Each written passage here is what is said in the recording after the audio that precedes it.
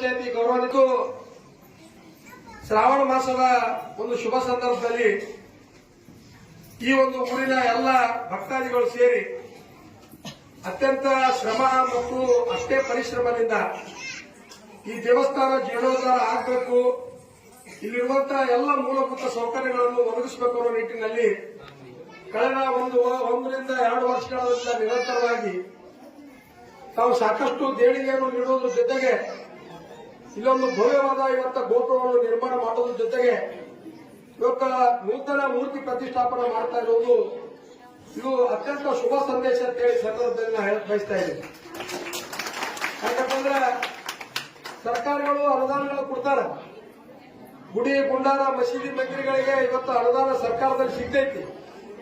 ಅವರ ಅನುದಾನವನ್ನು ಒಳ್ಳೆ ರೀತಿಯಿಂದ ಸದ್ಬಳಕೆ ಮಾಡಿಕೊಂಡು ಕೊಟ್ಟಂತ ಅನುದಾನವನ್ನು ಅತ್ಯಂತ ವ್ಯವಸ್ಥಿತವಾಗಿ ಉಪಯೋಗ ಮಾಡಿಕೊಳ್ಳಂತ ಈ ದೇವಸ್ಥಾನದ ಎಲ್ಲ ಗೌರವದಿಂದ ಹಿರಿಯರಿಗೆ ನಾವು ವಿಶೇಷವಾದ ಅಭಿನಂದನೆಗಳನ್ನು ಈ ಸಂದರ್ಭದಲ್ಲಿ ಸಲ್ಲಿಸಕ್ಕೆ ಬಯಸ್ತಾ ಇದ್ದೀವಿ.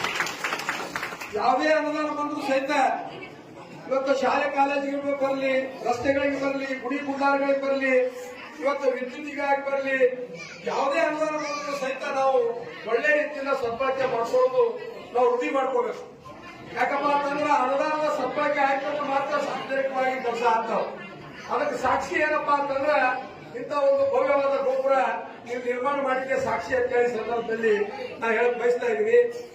ಇವತ್ತ ಬಹಳ ಪುರಾತನವಾದ ದೇವಸ್ಥಾನ, ಇವತ್ತ ಸಾಕಷ್ಟು ಜನ ಭಕ್ತಾದಿಗಳು ಹೊಂದಿರುವಂತಹ ಈ ದೇವಸ್ಥಾನ ಇವತ್ತ ಭಾರತ ದೇಶದ ಒಂದು ಭವ್ಯವಾದ ಪರಂಪರೆ.